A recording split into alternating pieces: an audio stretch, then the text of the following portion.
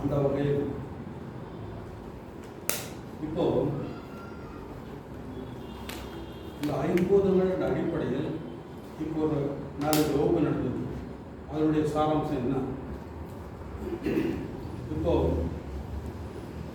ஐம்பூதம் நமக்கு தெரிஞ்ச மாதிரி கண்கூடாக பார்க்கிற கடவுள், அதில் ஒரு மாற்று கருத்து இல்லை. அருட்பெருஞ்சோதியின் பஞ்சபூத வடிவையும் போதங்களாய் அவற்றின் செயல்களையும் அவற்றின் பயன்களாக விளங்கி அவ்வளவு விரிவாக பார்க்கணும். அதெல்லாம் நம்ம பார்க்கணும். இப்போ ஐம்பூத இயல் வகை, ஐம்பூத நிலை வகை. ஏன்னா ஐம்பூத இயல் வகை, ஐம்பூத நிலை வகை என்று 2 பகுதிகளாக பார்க்கிறோம். ஒன்று இயல், மற்றொன்று நிலை.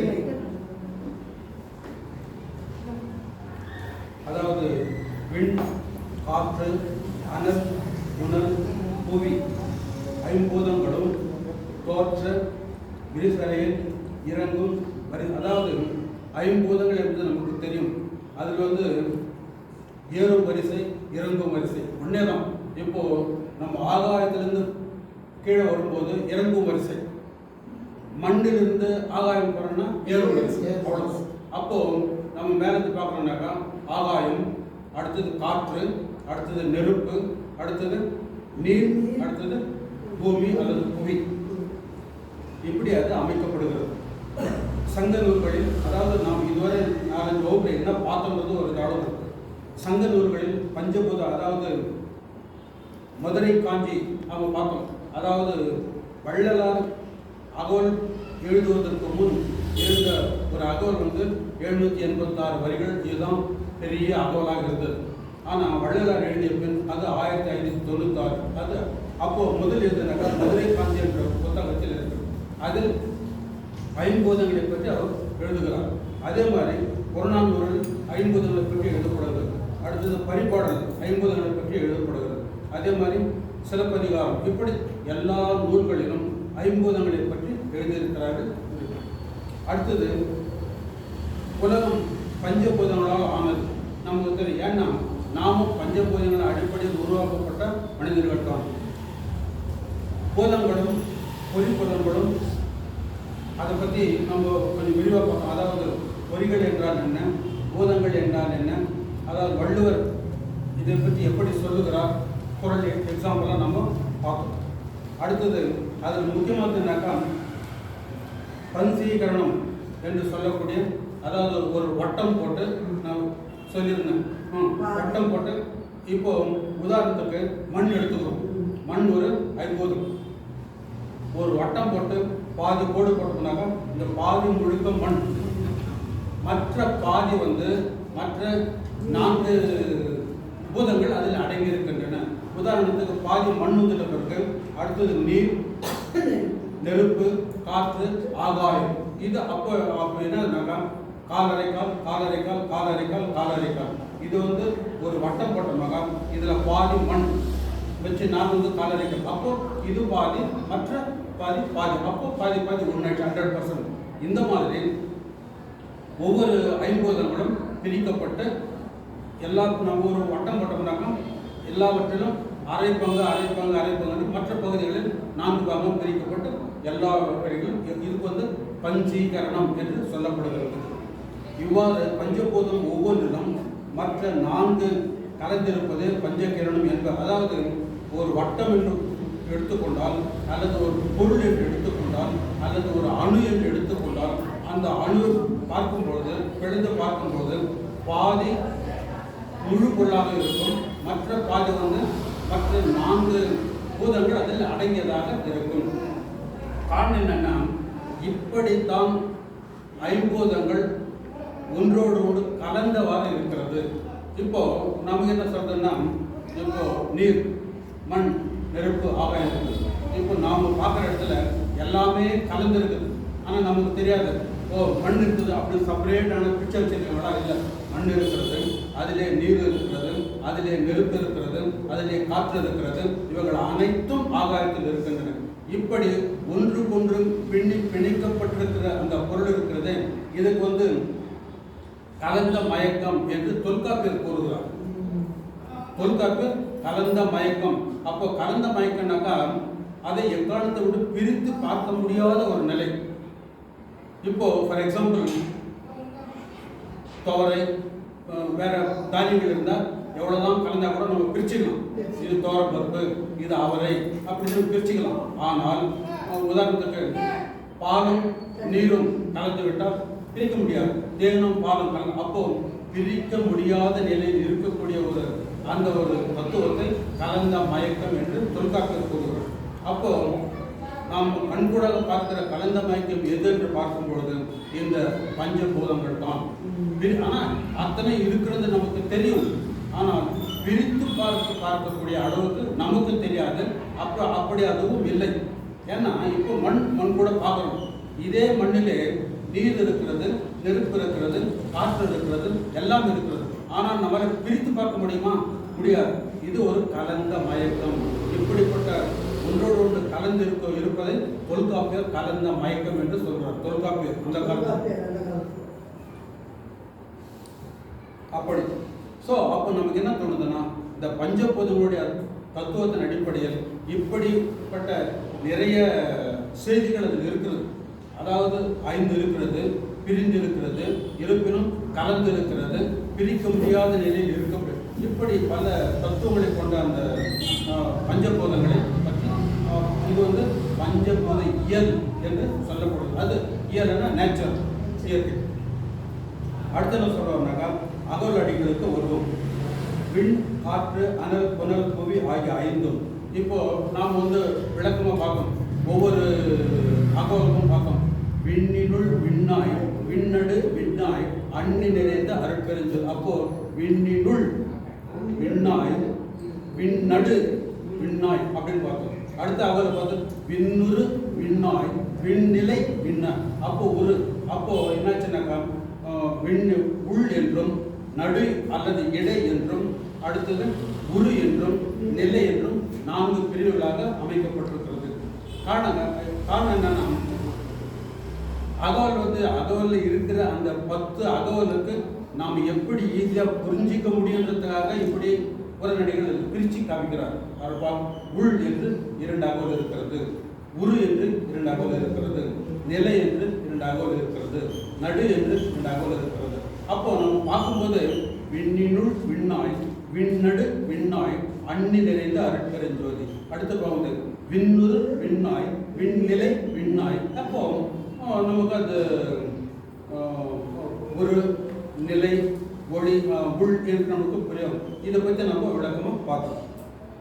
அதுவும் சொல்கிறோம். உள் என்று சொல்லும் பொழுது விண்ணினுள், காற்றினுள், அனலினுள், புனலினுள், புவியினுள். நடு என்று பார்க்கும்பொழுது விண்ணடு, காற்றிடை, அனல் நடு, புனலிடை, புவியினடு என்றும், உரு என்று சொல்லும் பொழுது விண்ணுரு என்றும், காற்றுரு, அனலுரு, புனலுரு, புவியுரு என்றும், நிலை என்று சொல்லும் பொழுது விண்நிலை, அதாவது கால் நிலை என்று பலமுறை சொல்லியிருக்காங்க. கால் நிலை என்பது கால் கூட்டல் நிலை, காநிலை என்பது. காநிலை, கால் கூட்டல் நிலை, காநிலை.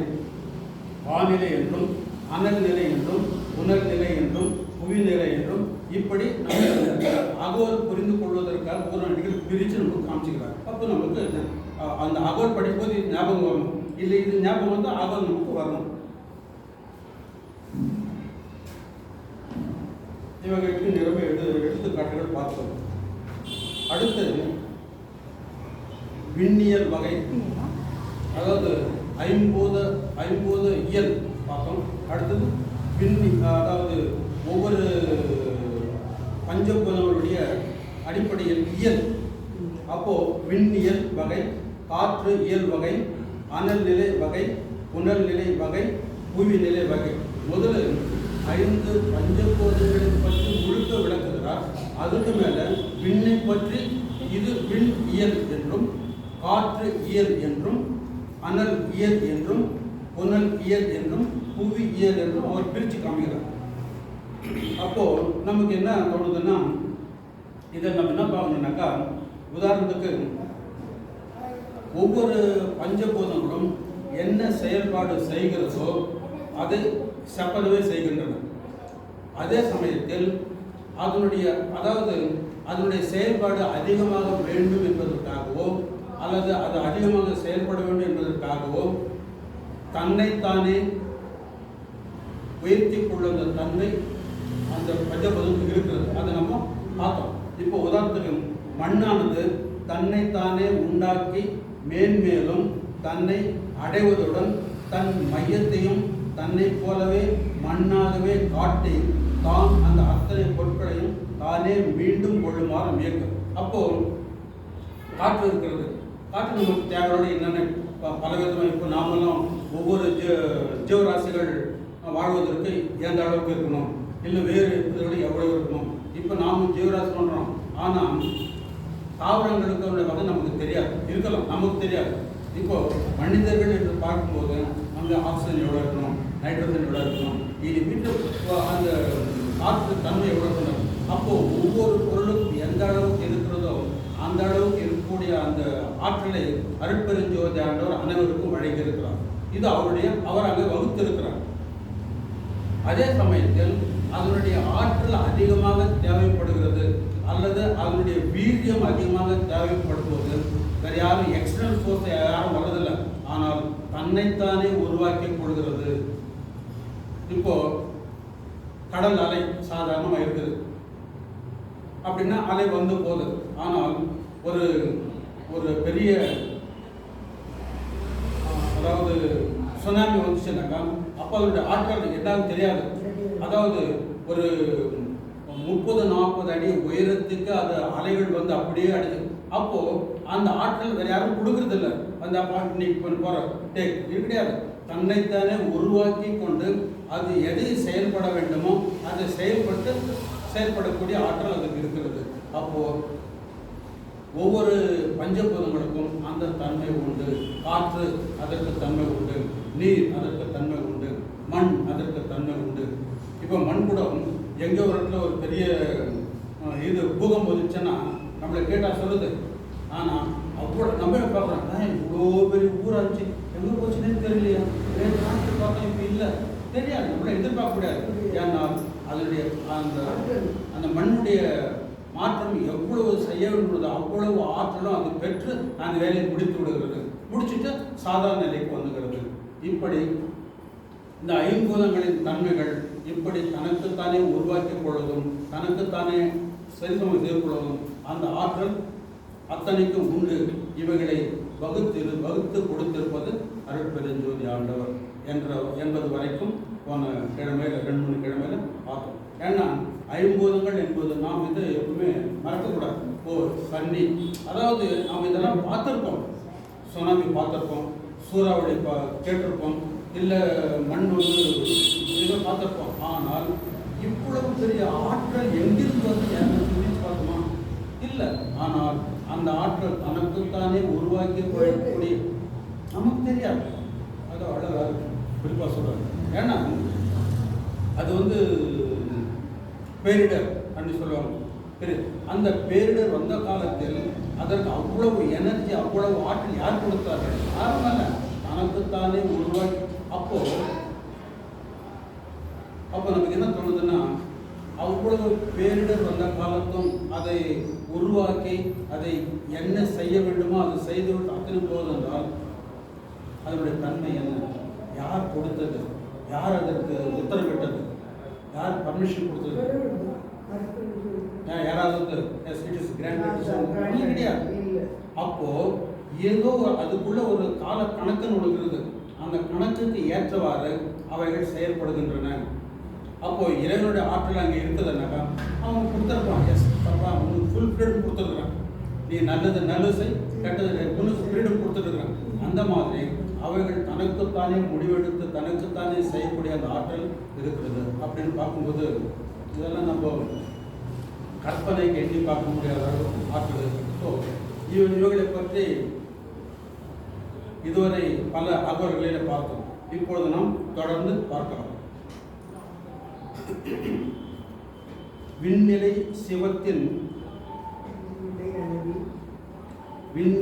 சிவத்தின் வேர்நிலை அளவே அன்னுர அமைந்த அருட்பெருஞ்சோதி. அப்போ இங்கிருந்து என்ன வித்தியாசம் பண்றாரு அப்படின்னா, இப்போ இதுவரைக்கும் இருந்த பஞ்சபூதங்கள்ல வந்து பஞ்சபூதனுடைய இயல், அவருடைய நிலை, அப்போ இதெல்லாம் நமக்கு தெரிஞ்ச அளவுக்கு பார்க்கும்போது காற்று எந்த அளவுக்கு இருக்கிறதோ அந்த அளவுக்கு நடக்கக்கூடிய அனைத்து செயல்களையும் நாம் பார்க்கணும். ஏன்னா இதை நமக்கு எண்ணி பார்க்கணும். இப்போ பூமி அதனுடைய எவ்வளோ ஒரு லெவல் தான் இருக்குது. ஸோ நமக்கு தெரிஞ்ச மாதிரி காற்று கூட பெரிய அளவுலாம் போகிறதில்ல. இது ஒரு 250, 270 கிலோமீட்டர். அதுக்கு மேலே அதனுடைய காற்று தன்மை குறைய போயிடுது. அப்போ நமக்கு என்ன தோணுதுன்னா, ஈர்ப்பு சக்தி இங்கே அதிகமாக இருப்பதால் தான் நாம் இங்கே இருக்கிறோம், வாழ்ந்து கொண்டிருக்கிறோம். இதெல்லாம் நம்மெல்லாம் பிறந்துட்டு ஆமாம். ஏன்னா கிராவிடேஷனல் ஃபோர்ஸ், அதனால அது அந்த ஃபோர்ஸ் நம்மளை இழுத்து இங்கே நிற்க வைத்திருக்கிறது. அப்போ சரி நாம் இருக்கிறோம் நமக்கு தெரியாது. இப்போ இங்கிருந்து இந்த பொருள் நான் வீசி எரிஞ்சாக்கா திரும்ப கீழே தான் வருது. ஏன் வருது?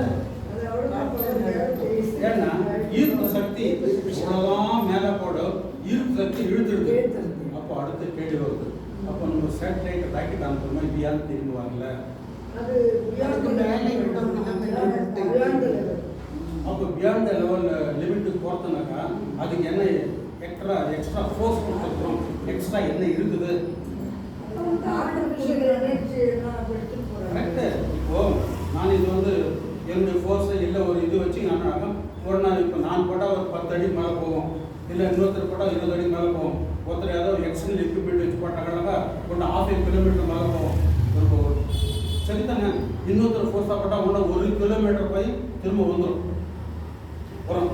ஆனால் ராக்கெட்டு மேலே போனது இல்லை சேட்டலைட் மேலே போனது திரும்ப வருவதில்லை. அதாவது தன்னிச்சையாக வருவதில்லை. ப்ரோக்ராம் பண்ணுறோம். அப்போ இது மேலே போகக்கூடிய அந்த பொருளானது திரும்பி ஆசிடிஸ் வருவதில்லை. ஏன் அப்படின்னு பார்க்கும்போது சேட்டலைட்ல இப்போ உங்கள் சேட்டலைட் அந்த பார்க்கலாம், அதெல்லாம் எப்படி ஒன்று நிற்குது. அடுத்தது ஒரு கவுண்ட் டவுன் பண்ணுறாங்க, 5 4 3 2 1 0 பண்ணும்போது ஒரு பெரிய ஃபயர் உற்பத்தி ஆகும். பெரிய ஃபயர் அடிந்து வருது.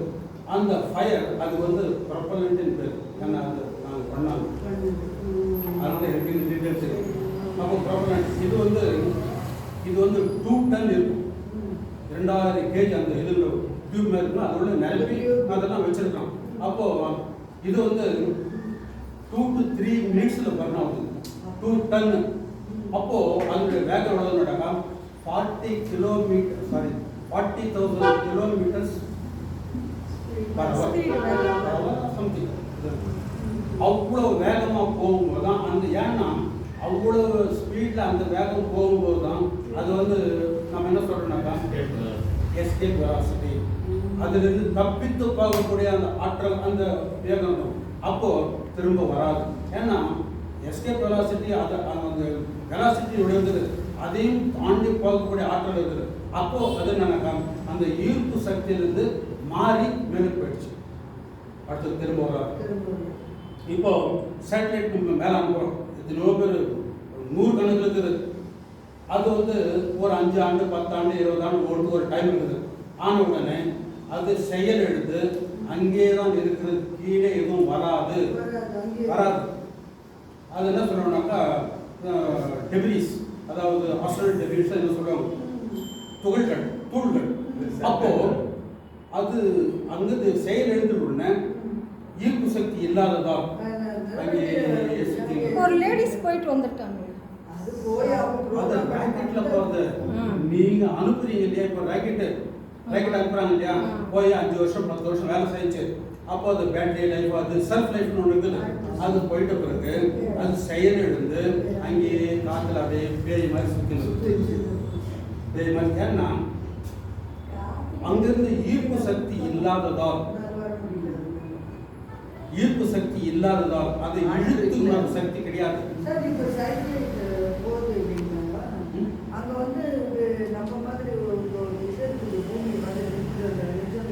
எங்க ஸ்பேஸ் ஸ்டேஷன் வந்து ஒரு ஸ்டேஷன் இப்போ கிரியேட் பண்ணிருக்காங்க. ஆமா ஒரு பெரிய உதாரணத்துக்கு புரியுற மாதிரி நம்ம பெங்களூர் அளவுக்கு ஒரு இது டெவலப் பண்ணிக்கிறாங்க. அப்படின்னா இங்கிருந்து போகிறப்போ ஒரு மாதம் தங்கக்கூடிய அளவுக்கு எல்லா வசதிகளும் செயல்படுகிறது. அவங்க தான் முதல் ஸ்டெப் வச்சிருக்கு. அது வந்து மூர்த்தி சொன்ன மாதிரி எவ்வளோ கோடிகள் இப்போ நீங்கள் அட்வான்ஸ் பண்ணிட்டோம். திரும்ப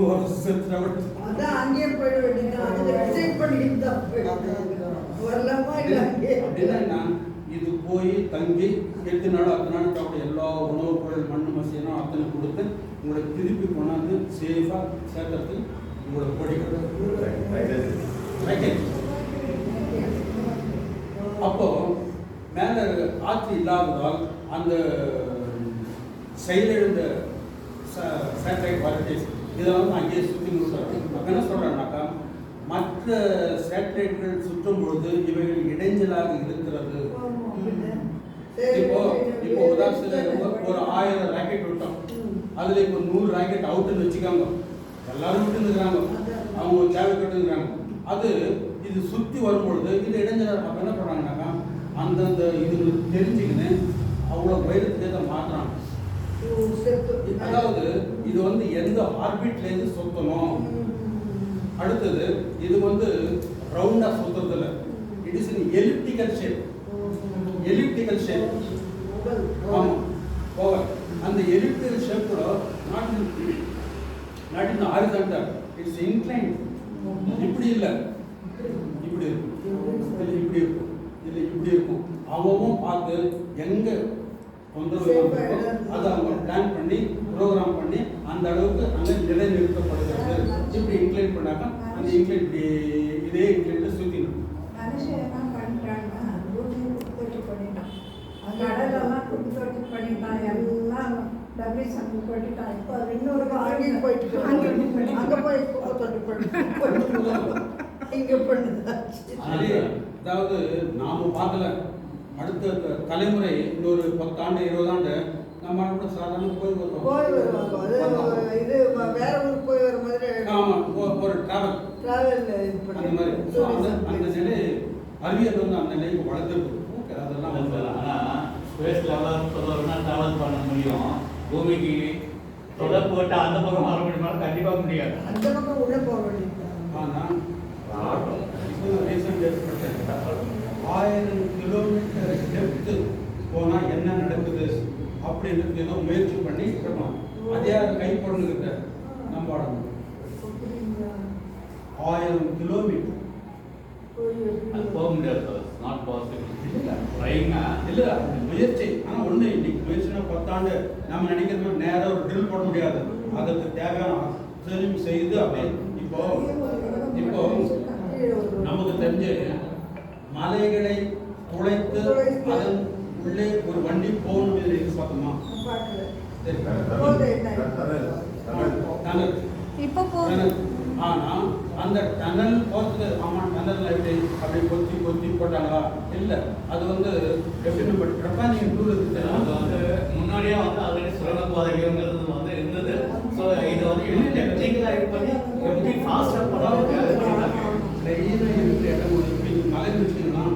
இங்கே ஒரு டயமீட்டர் ஃபிக்ஸ் பண்ணிக்கினேன், அதுக்கு தேவையானதெல்லாம் பண்ணிக்கின அப்புறம் ட்ரெப்பானிங் டூல் உங்களுக்கு தெரியும், பார்த்துக்கணும். ட்ரெப்பானிங் டூல் வந்து அதை அப்படியே தொலைச்சிக்கினே போகும், போக அந்த டெபிலிஸ் வந்துனே இருக்கும். அது ஒரு சட்டன் இதாக ஆனோடனே திரும்ப அது அப்படியே பிரிண்ட் பண்ணணும். அப்போது ட்ரெப்பானிங் டூல் உள்ளே போகிறது திரும்ப வாபஸ் வர்றதில்லை, அப்படியே பாய்தான் சைடில் போட்டு.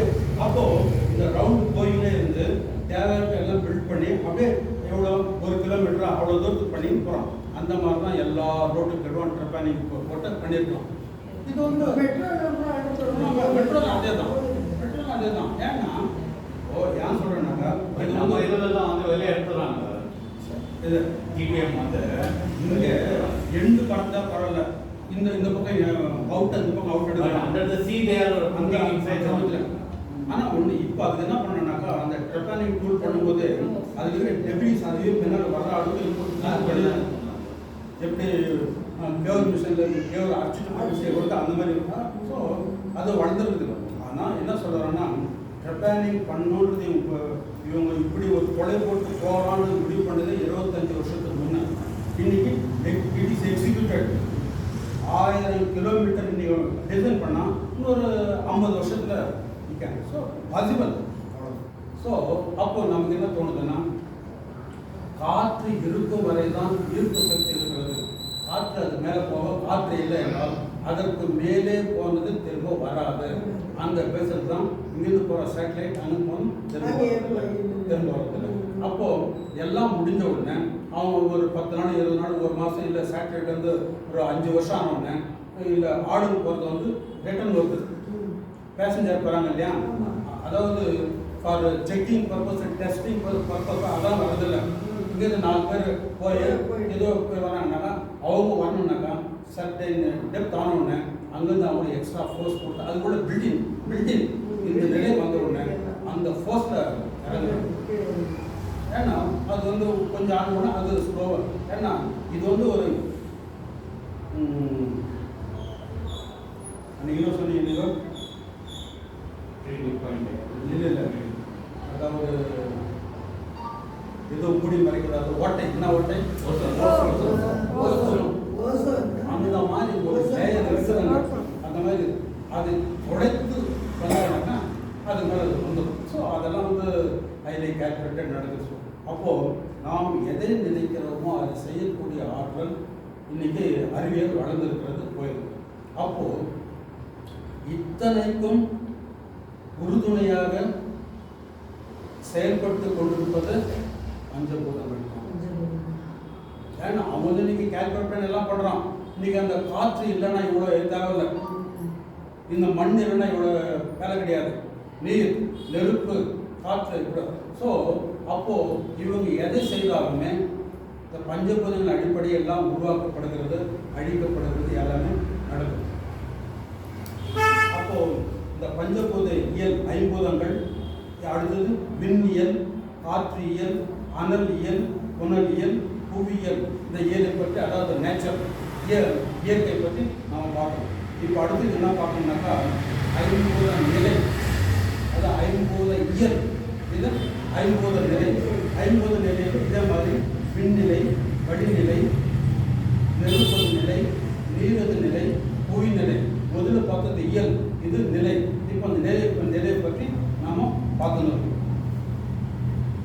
அப்போ இங்கே என்ன சொல்கிறேன்னாக்கா விண்நிலை ஏன்னா முதல் இயல் இது விண்நிலை சிவத்தின் வேர்நிலை அளவை அன்முற அமைத்த அழைக்கப்படுகிறது. விண் என்பது ஆகாயம், நமக்கு தெரியும். வெளி என்பது பொதுவாக நம்ம புரிஞ்சுக்கிறது சூன்யம்னு சொல்லுவோம்.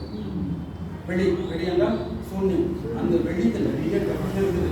அதை சொல்லிங்கன்னா அது வேற திசையில் இருக்கிறோம். வெளி என்பது சூன்யம், அதாவது சூன்யம் நான் ஒன்றுமே இல்லாதது, எதுவுமே இல்லாதது சூன்யம். அப்போ விண்நிலை என்பது பார்க்கணும். சிவம் என்பது சிவம் அப்படின்னாக்கா இறைவனுடைய ஆற்றல் கொண்ட ஒரு பொருள். சிவம் அப்படின்னா அது வந்து ஆற்றல். அதாவது நம்ம பொறுத்தவரையிலும் இந்த சிவத்தை கூட படைத்தது யார் அல்லது சிவனாய் இருக்கக்கூடிய யாருன்னு கரெக்டாக. அருட்பெருஞ்சோதி தான். அப்போ இது எப்படி இருக்கிறது என்றால் இது மௌன நிலையிலே இருக்கிறது.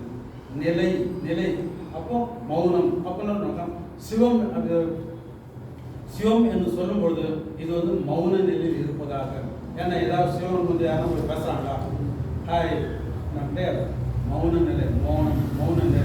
அந்த நிலையில தான் அவங்க உண்மையை புரிந்து கொள்ளக்கூடிய அந்த தன்மை அவர்களுக்கு கிடைக்குது.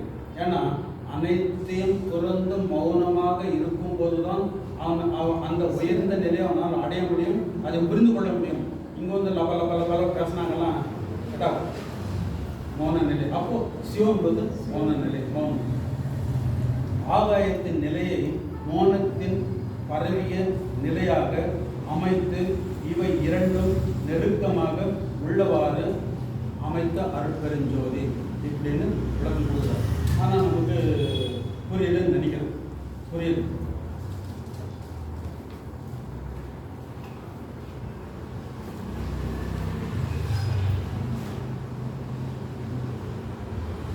அருட்பெருஞ்சோதியின் ஆற்றலே சிவமாகும். அருட்பெருஞ்சோதி ஆற்றல், அதாவது அருட்பெருஞ்சோதியால் படைக்கப்பட்ட ஆற்றல் ஒன்று, அதுதான் சிவம், சிவமாக இருக்கிறது. சிவத்தின் தன்மை என்று சொல்லும் பொழுது, சிவத்தின் தன்மை என்று சொல்லும்போது சத்து, சித்து, ஆனந்தம் இத்தன்மைகளை முடியாது. இதில் கூட உடனே பிரியுது. சத்து என்பது வேறு, சித்து என்பது வேறு, ஆனந்தம் என்பது வேறு. ஆனால் இந்த மூன்றும் கலந்த ஒரு கலவை இருக்கிறது, இதுதான் சிவம். சிவத்தின் தன்மை சத்து, சித்து, ஆனந்தம் என்ற அருட்பெருஞ்சோதியின் தனிப்பெரும் கருணையாக இருக்கிறது. அப்படி தனிப்பெரும் கருணையாக இருப்பதால் தான் எதை வேண்டுமானாலும் தனக்குத்தானே படைக்கப்பட்ட அந்த ஆற்றல் அருட்பெருஞ்சோதிக்கு உண்டு. ஆகாயம் என்ற விண் நிலையை சிவம் என்ற அருட்பெருஞ்சோதி தனது ஆற்றலாகவே படைத்துக் கொண்டது. ஏன்னா அது வந்து எல்லாமே சர்ஃபு தான், எதுவுமே கிடையாது. எதை வேண்டுமானாலும் தன்னைத்தானே படைத்து கொண்டு தன்னைத்தானே உருவாக்கி கொண்டு இருக்கக்கூடிய ஒரு ஆற்றல், அது ஒரு ஃபோர்ஸ், ஆற்றல். அப்போ இந்த விண்ணில் அனைத்தையும் இயங்க செய்து அதில் முழு ஆற்றல் பெற்றுக்கொண்டது. இப்போ இது இவ்வளவு காரணம் என்னன்னா, சிவம் என்ற ஒரு ஆற்றல் கொண்ட ஒரு ஆற்றலானது அருட்பெருஞ்சோதியின் அருளால் உருவாக்கப்பட்டது. அது அனைத்தும் செயல்படக்கூடிய ஒரு ஆற்றலாக இருக்கிறது. இதில் சிவத்தின் ஆனந்தவியல் அளவோடு விளங்குகிறது. அப்போ சத்து, சித்து, ஆனந்தம், அதில் ஆனந்தம் கூட முழுமையாக ஒரு அளவோடு விளங்குகிறது. அளவு அப்போ காரணம் என்னன்னா, இந்த சிவம் என்று சொல்லும் பொழுது ஆக்சுவலாக இது நம்ம முழுக்க பார்த்தோம்னாக்கா சிவம், சி என்பது பொருள் நமக்கு தெரியும், வா என்பது பொருள், இம் கூட்டு. அப்போ இதனுடைய விளக்கெல்லாம் வேற போயிருக்குது. பட் இருந்தாலும் சிவம் என்பது அருட்பெருஞ்சோதி ஆண்டவரால் படைக்கப்பட்ட அல்லது அருளப்பட்ட ஒரு ஆற்றல். அதாவது ஆனந்தவே அளவோடு விளங்குகிறது. அது எல்லா விண்ணாகவும் உள்ளது. எவ்வாறு எனில் சிவமே விண், விண்ணே அருட்பெருஞ்சோதி, அருட்பெருஞ்சோதியை அனைத்தையும் படைத்து வகுத்திருக்கிறது. அப்படின்னா என்ன, மொத்தத்துக்கு பொறுப்பு அருட்பெருஞ்சோதி. அவர் என்ன வேண்டாலும் அதை இது படைச்சாரா அவர் தான், எங்க எவ்வளோ மேலே படைச்சாரா அவர் தான், அவருடைய ஆற்றல் எப்படி இருக்குது படைச்சார். இத்தனைக்கும் பொறுப்பு அருட்பெருஞ்சோதி ஆண்டவர். அருட்பெருஞ்சோதியை அனைத்தையும் படைத்து வகுத்தது. அப்படிப்பட்ட ஆற்றல் கொண்ட அருட்பெருஞ்சோதி ஆண்டவரே என்றவாறு இந்த அகவல்குரல் விளக்கம். என்ன சொல்றாருன்னா, பஞ்சபூத உணர்வு அணுக்களாகவும் அருட்பெருஞ்சோதி விளக்கம் விண்ணில் செயல்படுவதால் விண்ணியல் என பெயர் பெற்றது. ஏன்னா அந்த இயல் அல்லது இயற்கை அல்லது ஆற்றல் எங்கே நடக்கிறது? விண்ணில் நடக்கிறது, ஆகாயத்தில் நடக்கிறது. ஆதலால் தான் அந்த ஆற்றல், அந்த செயல் அதுக்கு வந்து விண்ணியல், விண்ணியல் விண்ணியல் என பெயர்பெற்றது. விண்ணில் நிலை கொண்டுள்ள சிவத்தின் அருளியால் அண்டத்தில் பரவி ஒவ்வொரு ஆற்றலிலும் கலந்திருக்கும்படியாக படைத்தது அருட்பெருஞ்சோதியை. அதாவது அப்ப என்னன்னு கேட்டாக்கா, விண்ணிலை சிவத்தின் வெளிநிலை அளவு. அப்போ விண்ணில் இருக்கக்கூடிய சிவம் இருக்கிறது, அது வந்து அருட்பெருஞ்சோதி ஆண்டவரால் படைக்கப்பட்டது. அது என்னவா இருக்கும், எப்படி செயல்பட வேண்டும், எல்லா தன்மையும் அது கொடுக்கப்பட்டிருக்கிறது. அத்தனையும் அத்தனையும் வகுத்து பகுத்து அமைத்து கொடுக்கப்பட்டது அருட்பெருஞ்சோதி ஆண்டவர் என்பது நாம் புரிஞ்சுக்கிறோம்.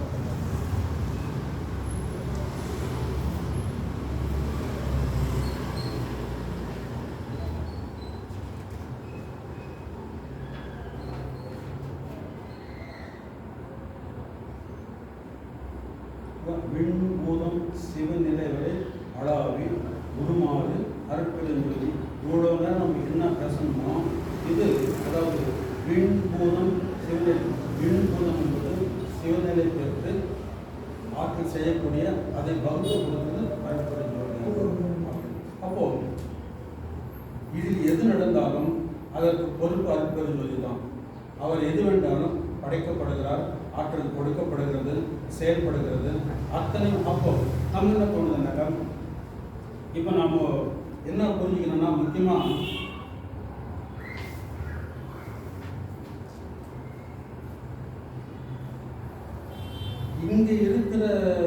இங்கிருந்து நம்ம விண் படிக்கிறோம், காற்று படிக்கிறோம், எல்லாம் படிக்கிறோம். ஆனால் விண் என்பது உயர்ந்த நிலை இருக்கிறது, அது நமக்கு தெரியும்.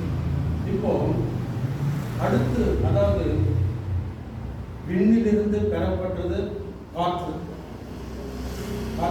அடுத்தது பெறப்பட்டது நெருப்பு. அப்போ விண்நிலை என்பது உயர்ந்த நிலையில் இருக்கும் பொழுது அடுத்தபடியாக வருவது காற்று, அடுத்தபடியாக வருவது நெருப்புன்னா, மற்ற அவைகள் அனைத்தும் கீழ் நோக்கி வருகிறது என்றால், இவைகள் அதாவது கீழே வர வர வர வர பல படிகள் கடந்து அதனுடைய தன்மை குறைந்து கொண்டே வரும். இது நம்ம இறங்கும் படி இருக்கும்போது விண், அதுதான் டாப் மோஸ்ட். அடுத்தது காற்று, அதனுடைய படி இருக்கும், அதனுடைய தன்மை கொஞ்சம் குறைஞ்சிருக்கும். அடுத்தது நெருப்பு குறையும், அடுத்தது நீர். அப்போ அதனுடைய படிகள் வர வர வர அதனுடைய தன்மைகள் அனைத்தும் குறைந்தவாறு இருக்கும் என்பதை நாம் புரிஞ்சுக்கணும். காரணம் என்னன்னா, அதாவது நாம் தனித்தனியாக புரிஞ்சுக்கிறதுக்காக பேசுகிறமே தவிர, படிக்கிறமே தவிர, இவர்கள் அனைத்தும் கலந்தவாறு இருக்கக்கூடிய ஒரு கலவை. இப்போ நம்ம விண் இவ்வளோ ஹைட் சொல்ல முடியாது, ஏன்னா இது கலவை, அவ்வளோ தூரத்தில் இருக்கக்கூடிய கலவை. ஆனால் என்ன, நாம் படிக்கிறதுக்காக, புரிஞ்சுக்கிறதுக்காக, புரிதலுக்காக நாம் இது பண்ணுறோம். ஆனால் நிலைகள், ஏன்னா இதில் வள்ளலார் தான் சொல்றாரு, விண் நிலை, அதனுடைய நிலை என்ன. அடுத்தது வழி நிலை, வழி என்றால் காற்று. அப்போ விண்ணுக்கு அடுத்தது காற்று. அப்போ விண்நிலை உயர்ந்தில் இருக்கிறது, வழிநிலை குறைந்தில் இருக்கிறது. அடுத்தது நெருப்பது நிலை. அப்போ ஒரு படியாக அல்லது ஒவ்வொரு நிலையாக மாறும் பொழுது அதனுடைய தன்மை குறைவதாகவோ அதனுடைய ஆற்றல் எப்படி நமக்கு தெரியாது. ஆனால்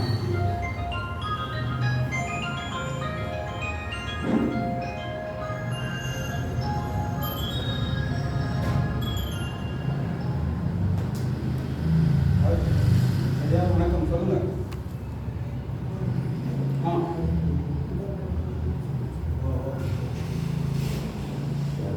வந்துட்டு பாரு என்ன கோயில். ஐயா வரேன் வந்து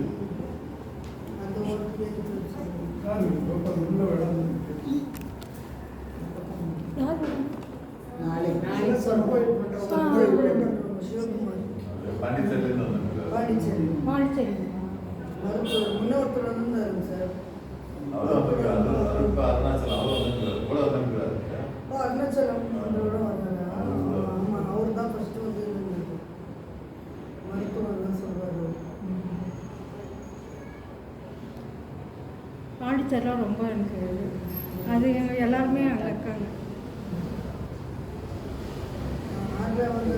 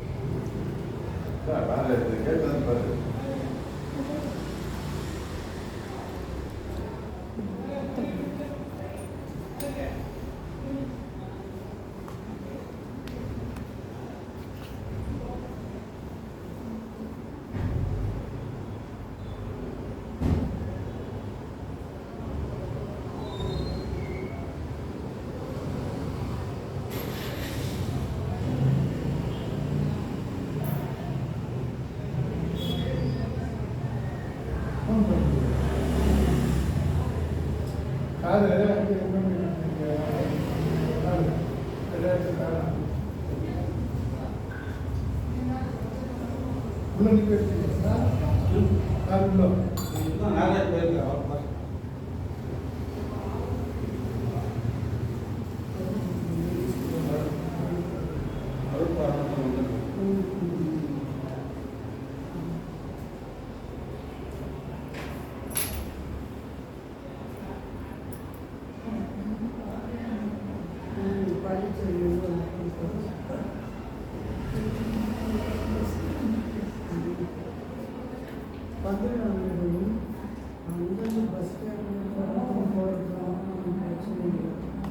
இப்போ நிலை இப்போ நாம விண்நிலை ஆச்சு. இப்போ வழிநிலை அடுத்த நிலை போகும். வழிநிலை சக்தியின் வளர்நிலை அளவை அழிவுற அமைத்த அருட்பெருஞ்சோதி வழி பற்றி பார்க்கணும்.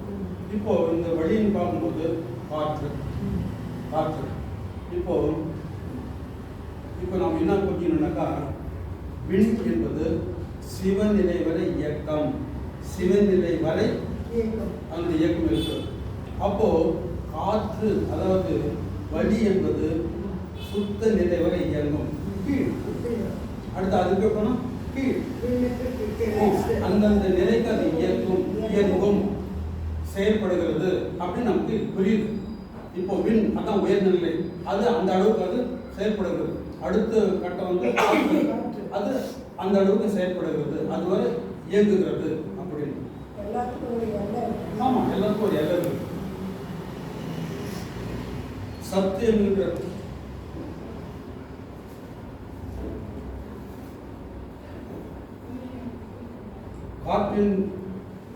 காற்றின் நிலையை ஆற்றலின் வளர்க்கும் நிலையாக அமைத்து அதையும் பழுத்த பக்குவ அனுபவத்தில் அடையுமாறு அமைத்த அருட்பெருஞ்சோதி.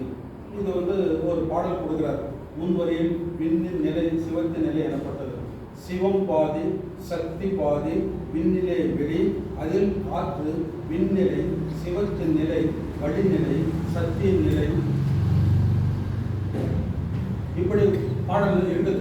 நம்ம என்ன பண்ணுறதுன்னா சிவம் பாதி சக்தி பாதி விண்நிலை வெளி, அதில் காற்று விண்நிலை சிவத்தின் நிலை வழி நிலை சக்தியின் நிலை.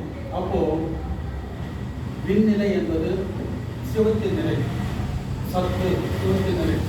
காற்று என்பது சக்தியின் நிலை, சக்தியின் நிலை கீழ்நிலை. அப்போ அடுத்தபடியாக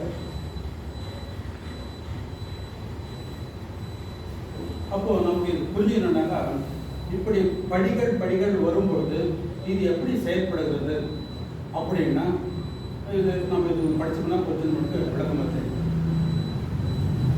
சக்தி என்ற சிவத்து, அதாவது சக்தி என்பது சக்தி என்ற சிவத்து அதாவது வளரிடம், சக்தி என்ற சித்து வழி தோன்றி ஆனந்தம் என்ற பிராணம். அப்போ சக்தி என்பது சிவம், சத்து என்பது சிவம், சக்தி என்பது சக்தி. அப்போ சித்து வழி தோன்றி ஆனந்தம் என்ற கருணை வடநிலை நிலையில் கருத்திற்கேற்ப விரிவாக்கம் செய்து அளிக்கிறது. அந்தந்த நிலைக்கு தேவையானது எப்படி செயல்பட வேண்டுமோ அதனுடைய தரத்திற்கேற்ப விண்ணுக்கு எந்த தரப்போ அது செயல்படுகிறது. காற்று தரத்துக்கு செயல்படுகிறது, நெருப்பு தரத்துக்கு செயல்படுகிறது. அந்தந்த நிலைக்கு எவ்வளவு செயல்பட வேண்டுமோ எது செயல்பட வேண்டும் அனைத்தும் அமைக்கப்பட்டிருக்கிறது, படைக்கப்பட்டிருக்கிறது. அந்த படைப்பு ஆற்றலில் வழி என்னும் சக்தி அழி எனும் ஈகை கருணை திறத்தால் அதில் உறவு செய்து எல்லா உலகையும் அறிவாற்றல் இயங்கும்படி படைத்தது. அப்படி படைத்தது அருட்பெருஞ்சோதி ஆண்டவர். அதாவது மேல்நிலை கீழ்நிலை பல நிலைகள் வரும்பொழுது அதனுடைய அந்த தரத்திற்கேற்ப அவைகள் அமைக்கப்பட்டிருக்கிறது. இத்தனைக்கும் பொறுப்பு அருட்பெருஞ்சோதி ஆண்டவர். ஒரு உதாரணம் பார்க்கலாம். உதாரணத்திற்கு ஒரு அரசாங்கம் இருக்கிறது, ஒரு கவர்மெண்ட். அதில் அரசு பீடம் ஒரு நிலை, இப்போ சீஃப் மினிஸ்டர் அது ஒரு நிலை.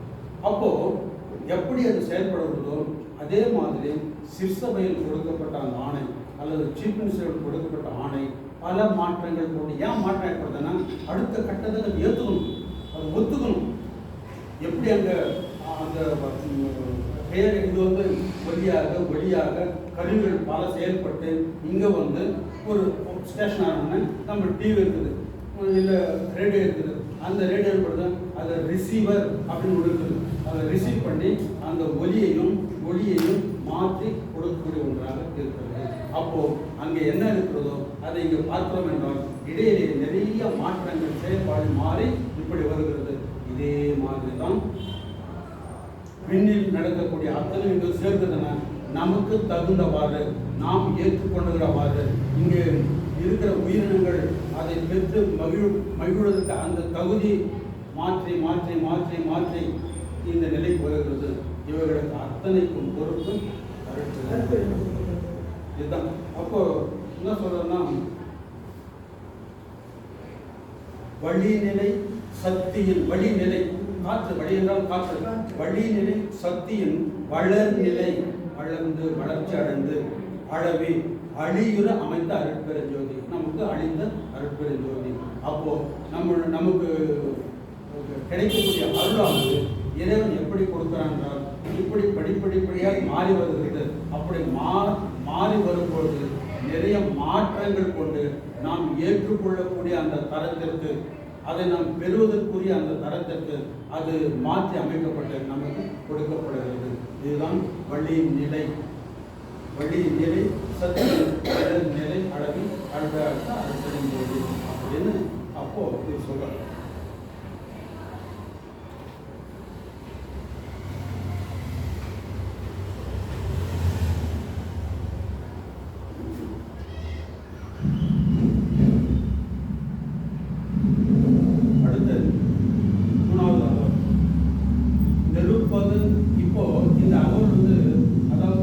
பஞ்சபூதத்தின் நிலை அப்படின்னு சொல்லும்போது அந்த நிலையை பற்றி சொல்லி வர்றாங்க. முதல்ல வந்து விண் நிலை, இதுக்கு முன்னே கிழமை பார்க்கும்போது விண் இயல், இது விண் நிலை.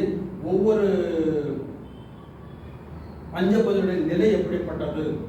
விண் நிலைன்னா சிவம்,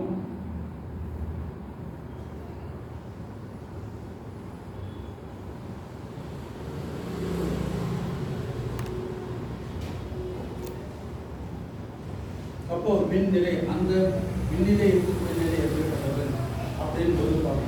அடுத்தது வழி வந்து வழி. அப்போ அடுத்தது வெறுப்பு பார்ப்போம்.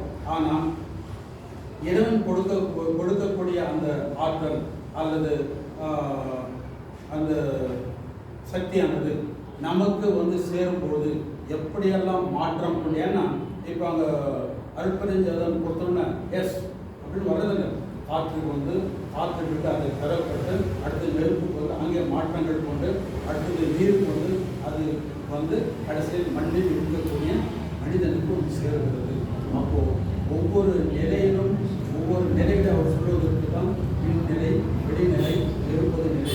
இப்படி நிலைக்கு எப்படி மாற்றம் கொடுக்கிறது, இப்படி மாற்றம் கொண்டது மனிதனுக்கு, அதாவது உலகத்தில் இருக்கக்கூடிய ஜீவராசிகள் பயன்பெறுவதற்கு எந்த தகுதி எந்த நிலை வேண்டுமோ அதை அமைத்து கொடுத்தது அருட்பெருஞ்சோதியானவர். இது நாம் தரக்கூடிய மூத்த விளக்கம். இது நம்ம பார்த்துக்கிறோம்.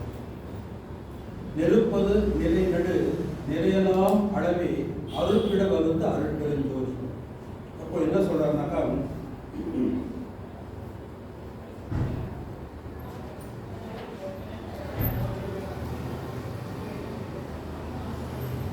நெருப்பது நிலை, நெருப்பு பூதத்தின் நிலை, நடுநிலை எல்லாம் நடுநிலை அளவி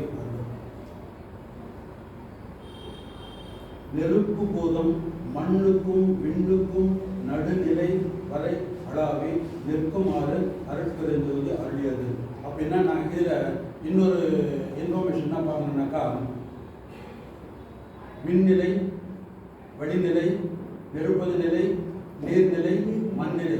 அப்போ நெருப்பு நிலை என்பது இடைப்பகுதி, நடு 5 இருக்குது. 5ல் அங்கிருந்து வந்த 3வது, இங்கிருந்து 3வது, அப்போ அது நடுநிலை.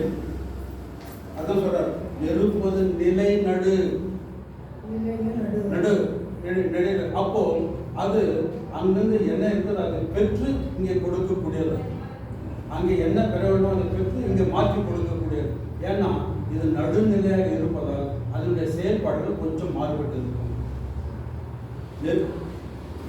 நெருப்பு பூதம் மண்ணுக்கும் விண்ணுக்கும் இடையிலே, அது விண், இது மண், அதற்கு இடையே நம் கணக்கிடும்போது நெருப்பு என்பது நடு இடைப்பகுதி, நடு விண்ணுக்கு நடுநிலை வரை அளாவி நிற்குமாறு, அதாவது அது அங்கு அதாவது நடுநிலையாக இருந்து நமக்கு வந்து சேர வேண்டியது எப்படி கொடுக்க வேண்டுமோ அந்த அளவுக்கு கொடுக்கக்கூடிய ஆற்றலை கொண்டது அருட்பெரும் ஜோதி.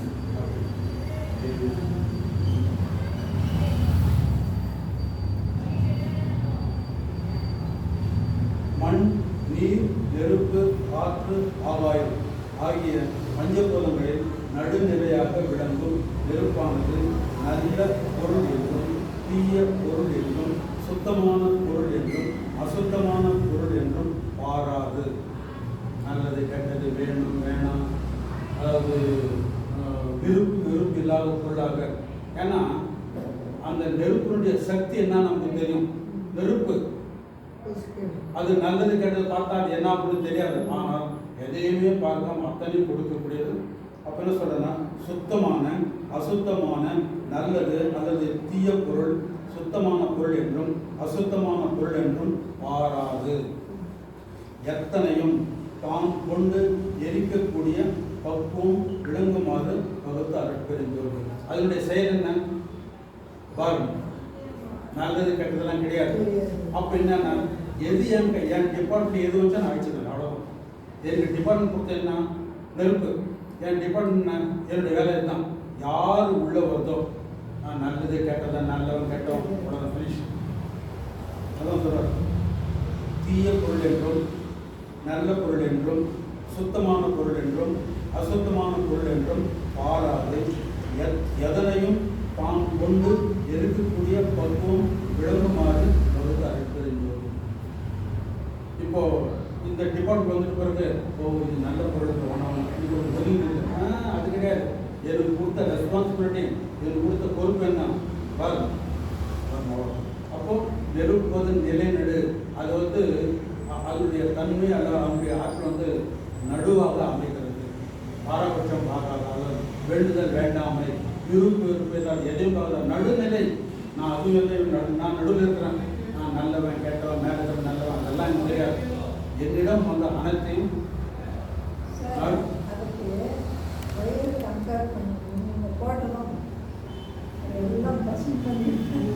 ஏன்னா அது வந்து அதனுடைய தொழில் என்ன, ஜீர்ணிப்பது.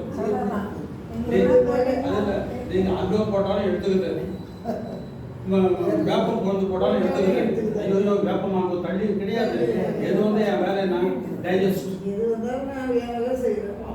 அது அவுட்புட் என்ன ஆகுதோ அதுவும் தலையெழுத்து. அந்த மாதிரி ஏன்னா அது நடுநிலை. இந்த மாதம் மாதிரி இந்த நடுநிலை பேர் கீழே சொல்லி அப்போ சொன்னாக்கா நிலை நடு, அதனுடைய நிலையானது நடுவாக அமைக்கிறது அப்படின்னு சொல்றாரு.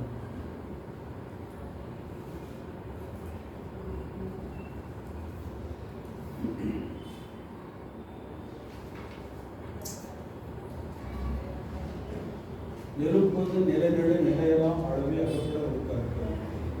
சிற்சபையின் நிலையில் வெளிப்படும் சத்து சித்து ஆனந்தம் என்ற மூன்றில் சத்து என்ற ஆகாயத்தில் நிலை கொண்டுள்ள அதன் ஆற்றல்களை சக்தியாக செயல்படுவதும் அதனால் உலக உயிர்கள் பயனடைவதும் ஆனந்தமாக கருதப்படுகிறது.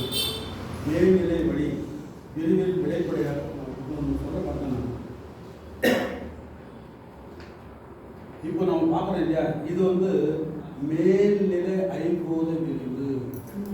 அப்போ ஐம்பூத இயல் பார்த்தோமே, அது கீழ்நிலை. இப்போ நம்ம பார்க்குறோமே நிலை பற்றி பார்க்குறோமே, இது ஐம்பூதம் மேல்நிலை. அப்போ இயல் என்பது கீழே இருக்கக்கூடியது, அதாவது சாதாரண இருக்கக்கூடியது. இது வந்து மேல்நிலை ஐம்பூத இயல் பிரிவு. இப்போ நம்ம பார்க்குறது அது இந்த ஐம்பூதங்கள் அனைத்தும் மேல்நிலை நடக்கக்கூடியது, மேல்நிலையில் இருக்கக்கூடியது, மேல்நிலையில் செயல்படக்கூடியது. ஏன்னா விண் எப்படிப்படுதுன்னு பார்த்தோம், காற்று எப்படிப்படுதுன்னு பார்த்தோம், நெருப்பு. ஏன்னா இவைகளெல்லாம் ஒன்றுக்கொன்று கடந்து கடந்து கடந்து வரும்போது நமக்கு என்ன தோணுதுன்னா அத்தனையும் மேலே இருக்கிறது, மேல்நிலை இருக்கிறது. ஏன்னா இதுக்கு என்ன பார்த்தோம்னாக்கா விண்நிலையிலே கொடுக்கக்கூடிய அந்த வேலையை ஒவ்வொரு நிலையில் இருப்பவர்களை செய்ய வேண்டிய செய்து கடைசியாக இந்த மண்ணில் வாழக்கூடிய ஜீவராசிகள் பெறக்கூடிய பலனை பெறுமாறு அனுபவிக்குமாறு வகுத்து கொடுத்து அழைப்பது. அப்போ இந்த இடையில அத்தனை மாறுபாடுகள் வந்திருக்கிறது, அத்தனை மாறுபாடு வந்திருக்கிறது. அந்த மாறுபாடு அங்கங்கே நடந்திருக்கிறது. ஆனால் இங்கே நம்ம பார்த்தோமே இயல் அந்த மாற்றம் கிடையாது. இது என்ன இருந்தாலும் மண் இங்கே பார்த்தோம், நெருப்பு இங்கே பார்த்தோம், இங்கே இருக்குது. ஆனால் இது மேல்நிலையில் இருக்கக்கூடியவர்களை பற்றி வள்ளலார் எழுதுகிறார். இது நம்ம இந்த விண்நிலையை பற்றி சொல்லும் பொழுது விண்நிலை, காற்று நிலை, நெருப்பு நிலை இவை அனைத்தும் மேல்நிலையில் இருப்பதை பற்றி சொல்லப்படுகிறதாக நாம் புரிஞ்சுக்கணும். சரி, இது அண்டத்தை பற்றி சொல்லுது. சிஸ்டம் தான் பின்னத்தில் ஒர்க் ஆகும். அண்டத்தில் இருப்பது ஒன்று தானே, அண்டத்தில் இருக்கிற அவ்வளோதான் சொல்லிட்டாரு. அண்டத்தில் இருந்து பிண்டத்தில் இருக்கிறது, அதை நம்ம புரிஞ்சுக்கணும், அவ்வளோதான்.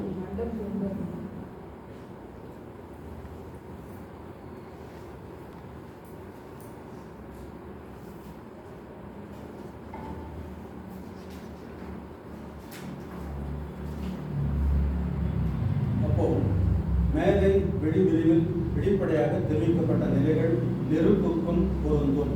அப்போ அதாவது நெருப்புக்கும் பொருந்துனாக்கா ஒவ்வொரு நிலையிலும் மாற்றங்கள் கொண்டு அடுத்த கட்டம் வரும்போது நெருப்புக்கும் இது பொருந்தும் என்றாலும் மற்ற 4 பூத அணுக்கள் எந்தெந்த நிலையில் விரிவாக்கம் செய்யப்படுகின்றதோ அந்தந்த நிலைகளில் நடுநின்று விரிவாக பொருள்களுக்கு உருவ அமைப்பு வழங்கி அது தானும் மேவும்படி இடம் கொண்டு விளங்கும். அவ்வாறு விளங்க செய்தது அருட்பெருஞ்சோதி. ஏன்னா இது என்னன்னாக்கா பூத அணுக்கள் எந்தெந்த நிலைகளில் விரிவாக்கம் செய்யப்படுகின்றனவோ, நெருப்பு என்ன நிலையில் செய்யப்படுகிறது, எரிக்கதான் அது வேலை, எரிக்கதான். அதனால இதெல்லாம் விரிவாக்கம், அதாவது அங்கே விரிவாக்கணும்னாக்கா அதனுடைய ஆற்றல் விரிவாக்குறதோ அப்படி அவ்வளோதான் தரேன். நெருப்பின் மூலமாக ஏதாவது நம்ம பெற போகிறோமோ எதுவும் இல்லை, ஆமாம் அழித்து விடும். எந்த நிலையில் விரிவாக்கம் செய்யப்படுகின்றனவோ அந்தந்த நிலைகளில் நடுநின்று விரிவாக்க பொருள்களுக்கு உருவம் அமைப்பு வழங்கி, அதற்கு உருவம் எப்படி, அதாவது இன்னைக்கு மரம் கட்டை இதெல்லாம் பார்த்தா அதனுடைய ஃபைனல் அவுட்புட் என்ன இருக்கும், ஆஷ், சாம்பலாக இருக்கும். இப்போ அதே நீங்கள் ஒரு பிளாஸ்டிக் பற்ற இருந்தீங்க எல்லாம் கரைஞ்சி ஒரு உருண்டியாக ஒரு பொருளாக இருக்கும், அவ்வளோதான். இவ்வளோ பிளாஸ்டிக் பொருள்லாம் எல்லாம் கரைஞ்சி அப்படி இப்படி கஷ்டம் எடுத்து வந்தாக்கா ஒரு உருண்டை தெரியும். அதாவது அது எந்த வடிவத்தை எந்த வடிவத்தை கொண்டு இருக்கணுமோ அந்த வடிவமாக பொதுவாக அனைத்தும் சுட்டு இருக்கக்கூடிய பூஜையாக இருக்கக்கூடிய அந்த நிலை உருவாக்கும் இடம் கொண்டு விளங்கும். அவ்வாறு விளங்கச் செய்தது, அப்படி செய்தது, அப்படி அமைக்கப்பட்டது அருட்பெருஞ்சோதியாகும். அதனால் அருட்பெருஞ்சோதியாக அப்போ ஐம்பூத இயல், ஐம்பூத நிலைகள் அத்தனையும் அருட்பெருஞ்சோதி ஆண்டவரின் கட்டளைக்குள் அத்தனையும் செயல்படுகிறது.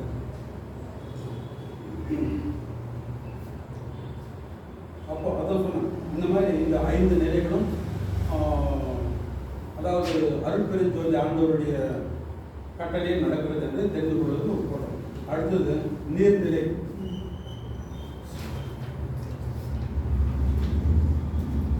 இருப்பது நிலை ஆட்சி. அடுத்தது நீர்நிலை நிறைவள நிலைதனை அளவி ஆறுற வகுத்த அருட்பெருஞ்சோதி. இது 4வது ஆகும். நீர் நிலை திரை வளர் நிலை தனை அளவி ஆறுற வகுத்த அருட்பெருஞ்சோதி.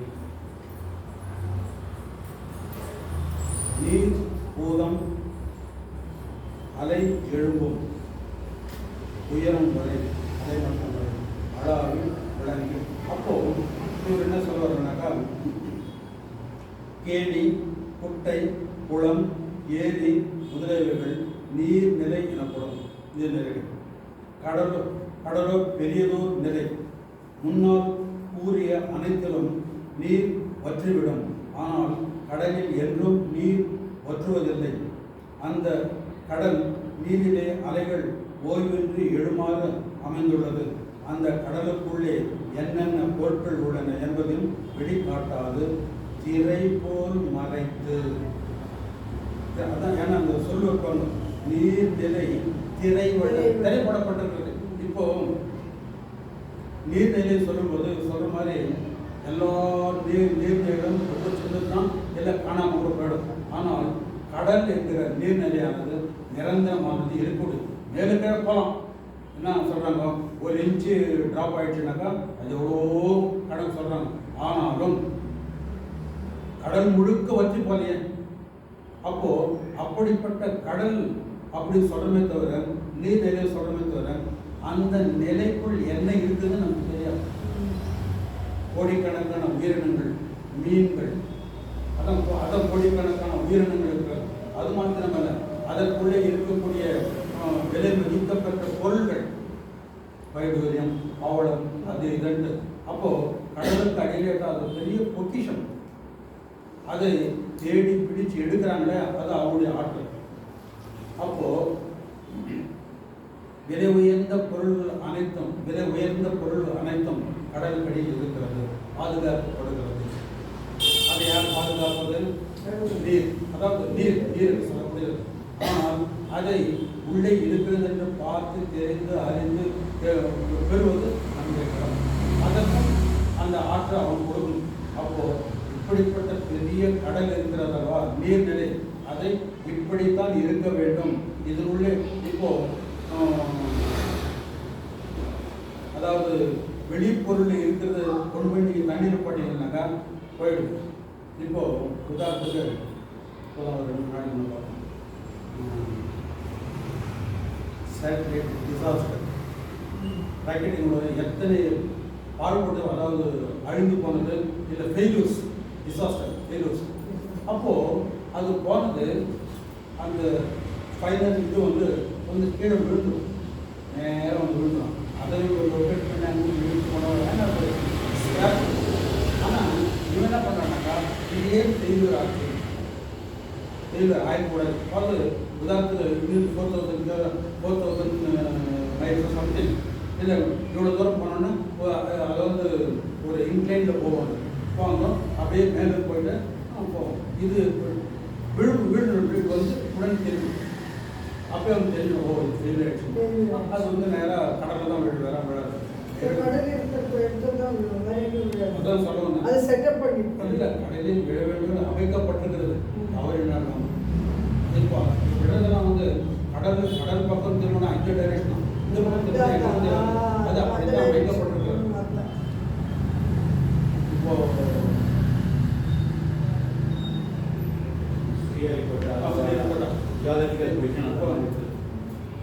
ஸ்ரீஹரிகோட்டாங்க நாங்கள் போயிருக்கோம்.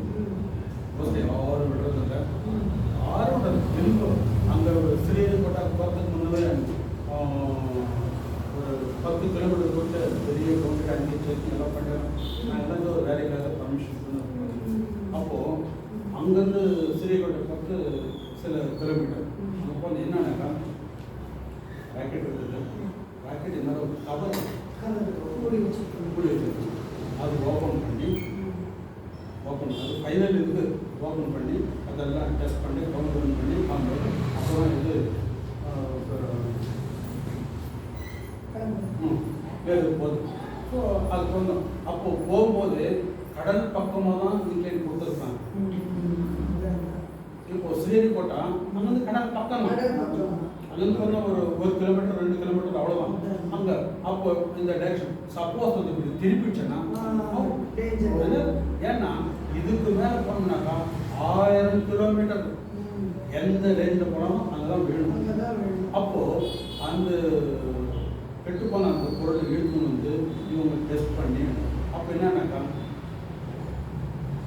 அதாவது அழிந்து போன பொருள் கூட வந்து திரும்ப நம்ம பார்க்கக்கூடிய அந்த அது வந்து மூழ்கும் திரும்ப வரும். ஏன்னா அதோட தன்மை எல்லாமே உள்வாங்கின்னு படிப்போம். யாருன்னா வந்து சுற்றா கூட ஒரு நாள் 2 நாள் தான் 3 நாள் அந்த மாதிரி. ஏன்னா தண்ணீர் என்று சொல்லும்போது அதனுடைய தன்மை எப்படிப்பட்டது, அதனுடைய தரம் எப்படிப்பட்டது. இப்போ கூட ஒரு வாரம் நீங்க எதனா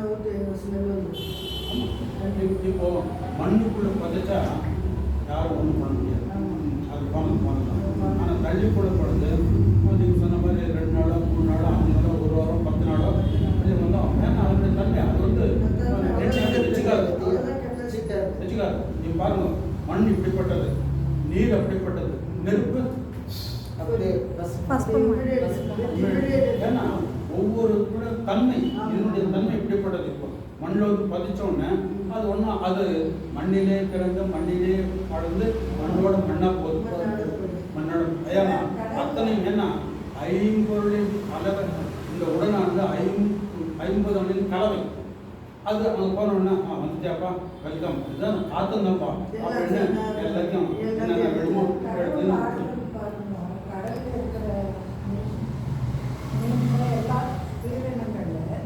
அந்த உப்பு தண்ணியில எப்படி வாழற மாதிரி கிரியேட் பண்ணியிருக்காரு. இப்போ நம்ம அதில் இருக்க முடியாது. நாம் இருக்கோம் தண்ணியில் சும்மா கார் வச்சு ஆடிட்டு வந்தாலே அந்த உப்பு தண்ணி போற வரைக்கும் வேற தண்ணியிலே அதாவது உப்பு தண்ணியிலே இருக்கக்கூடிய மீன் வாழ்கிறது. அது வெளி தூக்கி போட்டா 1/2 மணி நேரம் 1 மணி நேரம் 2 மணி நேரம் போயிடுச்சு. அப்போ மனிதனுக்கும் மற்ற பிராணிகளுக்கும் தண்ணிக்கு இதுக்கும் பாருங்க. நாம் நீண்ட ஆண்டுகள் நாம் தண்ணீர் போனால் சில நொடிகள் அல்லது சில நிமிடங்கள் போயிடும். அப்படி இறைவன் அப்படி படைத்திருக்கலாம். நம்ம ஒரு நிமிஷம் சொல்லி குணமாக அவங்களே வாழ்ந்துக்கிட்டே வெளியே வந்து வாழ எப்படி எல்லாம் இயற்கையின் இப்போ உப்பு எடுக்கிறாங்க. எங்க எடுக்கிறாங்க? கடல் நீர். அதை எடுத்து பார்த்து கட்டியெல்லாம் எடுக்கிறாங்க. திரும்ப எல்லாம் பண்ணி என்னெல்லாம் மாடி பெயிண்ட் எடுத்தா கூட திரும்ப இந்த தண்ணி போட்டு இதுதான் வந்து அந்த பொருளுடைய தன்மை எப்படி இருக்கு. அப்போ மண் எப்படிப்பட்டது, நீர் எப்படிப்பட்டது, நெருப்பு எப்படிப்பட்டது, இதெல்லாம் நம்ம எண்ணி பார்க்கணும். மண்ணு கூட கரைஞ்சி போகுது. அதாவது மண் என்பது திடமான பொருள் தான். திடமான பொருள் சாலிட். ஆனால் நீர் தன்மை கலந்து வரும்போது கலக்கும் போது அதுவும் நீராக மாறும். அப்போ ஒவ்வொரு ஐம்பூதங்களின் இயல் எப்படி, அதனுடைய நிலை எப்படி, அதனுடைய தரம் என்ன, இதெல்லாம் நம்ம தெரிஞ்சுக்கிறதுக்கு பல ஆண்டுகள் ஆகும். அவ்வளோதான். நான் வந்து ஏன்னா தெரிஞ்சுக்கிறதே ஒரு கிரேட்.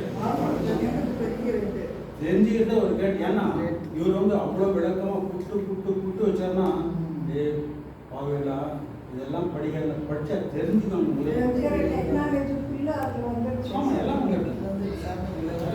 சும்மா படிச்சு பிளைண்டா போறோம். அது பாருங்க அந்த ஒரு அடிக்கும் அதுல எவ்வளோ அந்த சொல்லும் எப்படி எல்லாம் போட்டு எப்படி நெருப்புன்னா அப்ப நம்ம என்ன பண்றோம், நெருப்பத்தை சிந்திக்கிறோம்.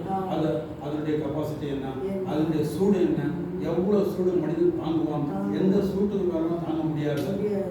ஆமா, இதெல்லாம் வந்து ஏன்னா இதெல்லாம் வந்து ஒவ்வொரு பொருளுடைய தன்மை. அப்போ இதெல்லாம் அதாவது மனிதன் என்று தெரிந்து கொள்ள வேண்டும், சுத்த சன்மார்க்கத்தில் இருப்பவர்கள் இவரை தெரிந்து கொள்ள வேண்டும் என்பதற்காகத்தான் வள்ளலார் அருட்பெருஞ்சோதி அதோடைய முழு விளக்கத்தை நமக்கு புரியுது. இப்போ நீர் ஆயிடுச்சு. அடுத்தது புவி நிலை சுத்தமாம் பொற்பதி அளவே அவையுட வகுத்த அருட்பெருஞ்சோதி. பூமியின் நிலையானது சுத்தமான பொன் கிடைக்கும் பூமியாக பக்குவமாக அமைத்து அவற்றை நாம் அடையுமாறு வகுத்த அருட்பெருஞ்சோதி. அப்படின்னா வேல்யூபிள் திங்ஸ் பூமி கிடைக்கிறது, அவருடைய பெற்றுக்கொள். குறிப்பாக அவர் சொல்றார் தங்கம். தங்கம் எங்களுடையது, வேதாவுடையது.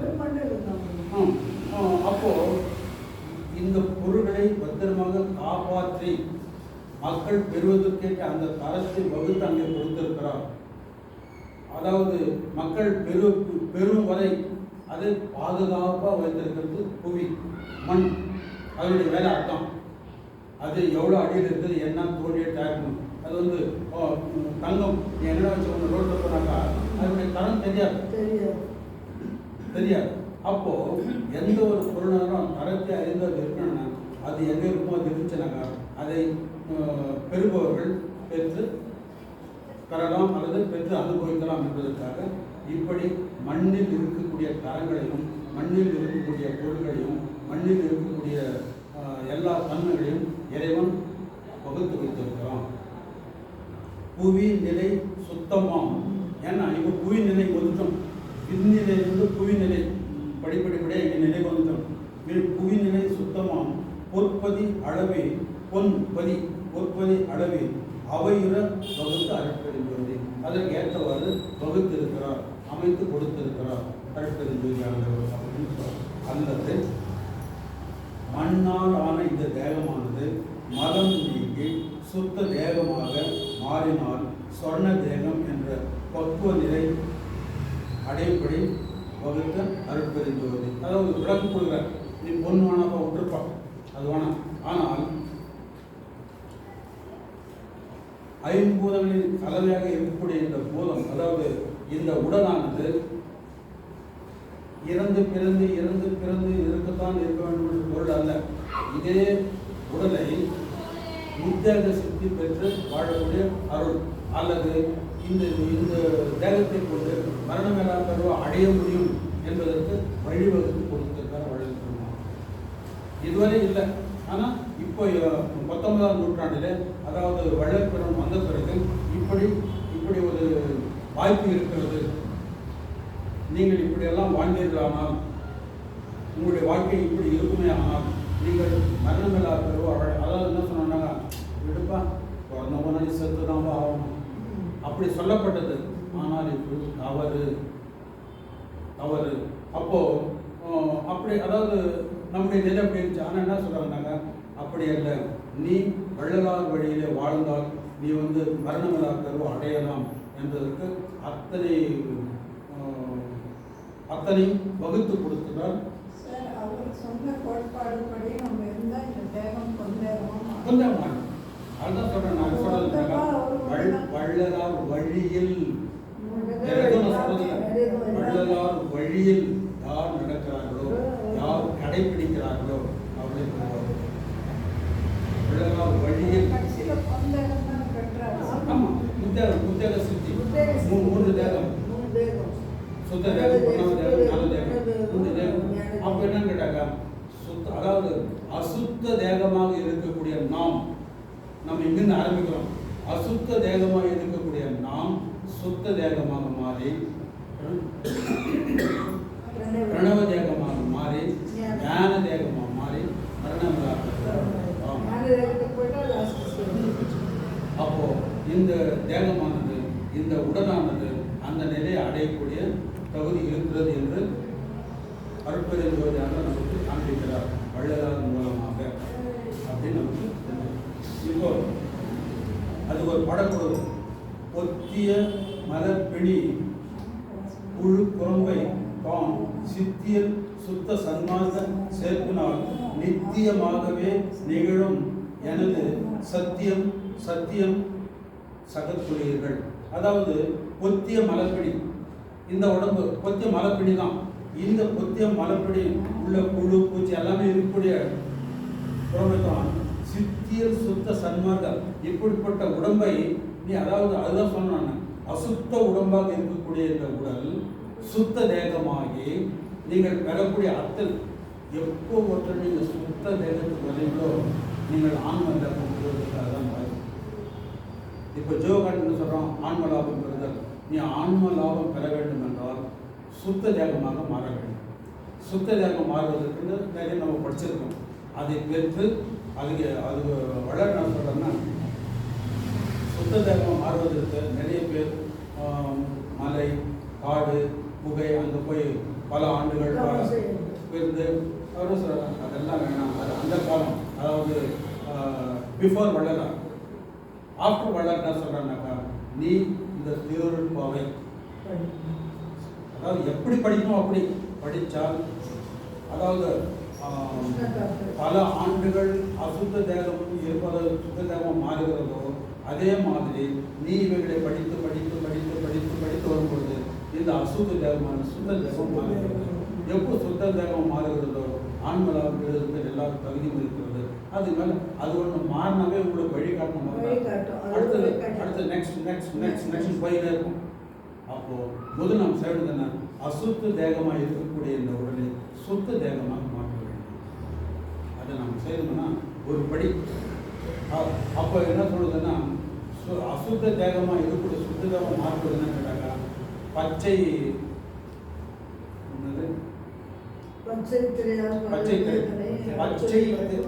திரையை கடப்பது.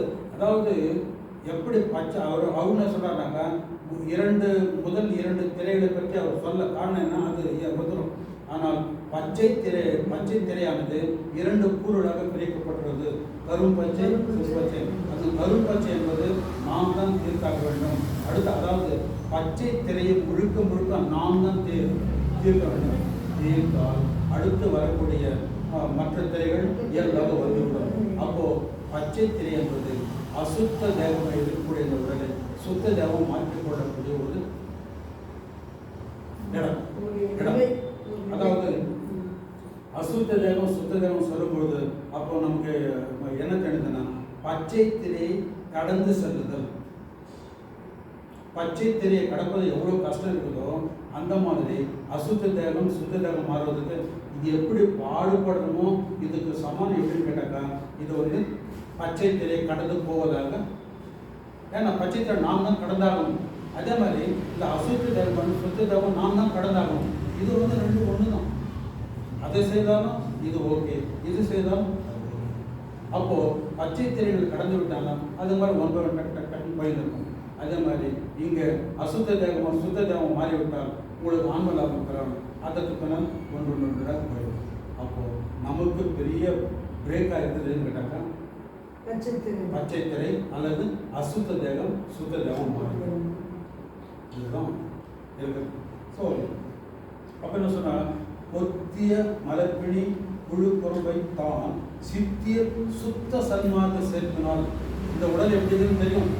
இப்படிப்பட்ட உடலை சித்தி பெறக்கூடிய அந்த தன்மை பெறும்போது நித்திய தேகமாகிய இது எப்படின்னாக்கா நித்திய தேகமாக்கணும். காரணம் என்னன்னா, சுத்த தேகம் பிரணவ தேகம் ஞான தேகம் அடையும் பொழுது இந்த தேகமானது அனித்திய தேகமாக இருக்கக்கூடியதை நித்திய தேகமாக்கி கொள்ள வேண்டும். நித்திய தேகமாக்கி கொள்ள வேண்டும். நித்திய தேகமாக்கி கொள்ள வேண்டும் என்றால் வள்ளலார் என்ன சொல்றாருனாக்கா, இறைவன் உனக்கு கொடுக்கப்பட்ட அந்த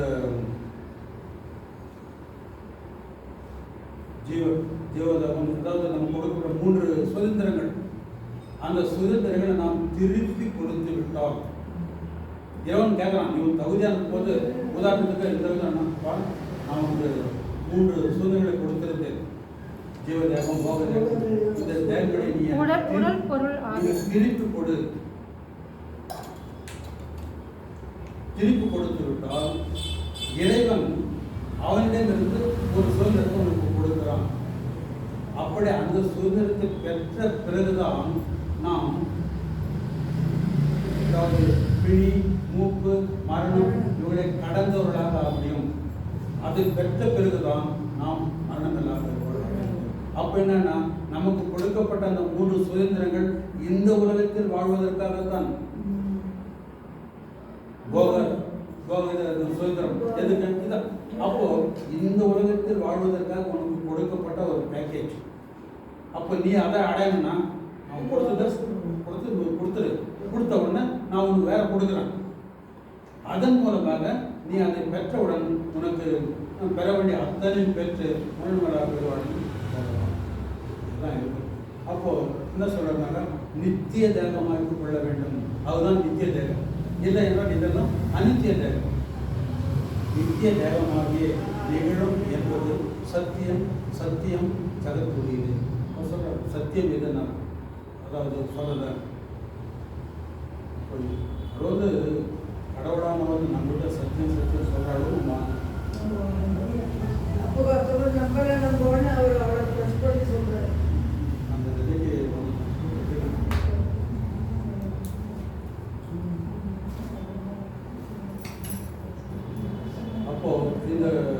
ஐம்பூத நிலைகளை பற்றி நம்ம ஐந்தும் பார்த்தோம். விண்ணிலை, காற்று நிலை, ஆநிலை, அடுத்தது நெருப்பு நிலை, அடுத்தது நீர்நிலை, மண். இந்த நிலைகள் எப்படி இருக்கப்படுகிறது? இந்த நிலைகள் மூலமாக இப்படி பல நிலைகள் இருக்கும்போது நாம் இறைவனிடம் பெறுவது எப்படியெல்லாம் பெறுகிறோம், எப்படியெல்லாம் மாற்றங்கள் கொண்டு வந்து நம்மளுக்கு சேருகிறது என்பது ஒரு ஃப்ளோ சார்ட் மாதிரி இருக்கிறது.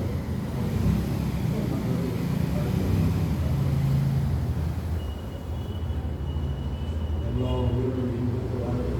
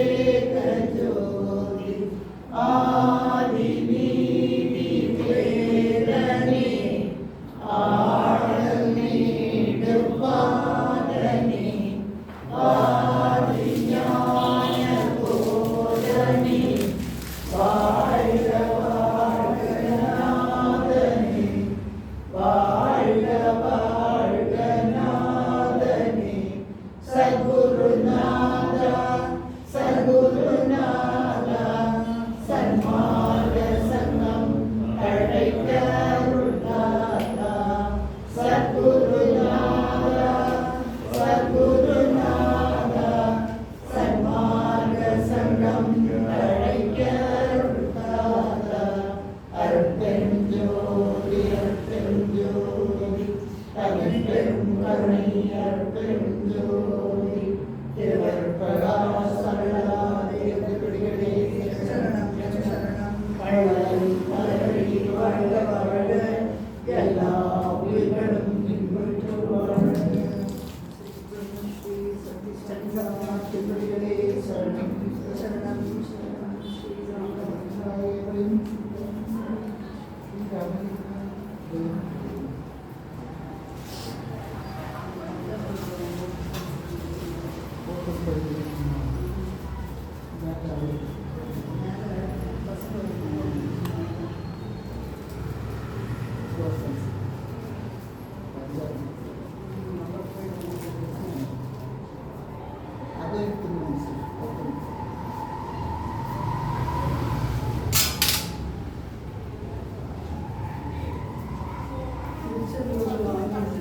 இங்கே எடுத்துட்டு வந்து வச்சுட்டு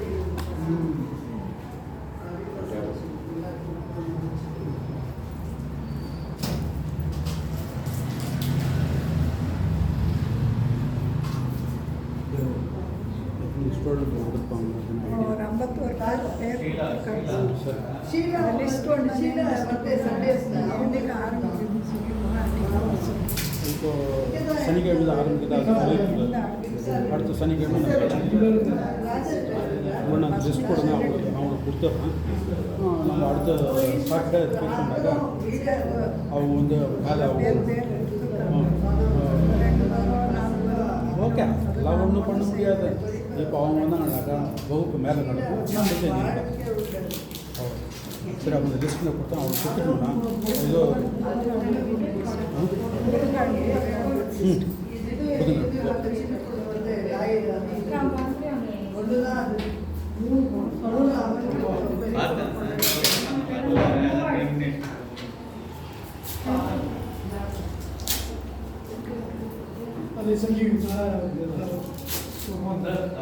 அருட்பெருஞ்சோதி அருட்பெருஞ்சோதி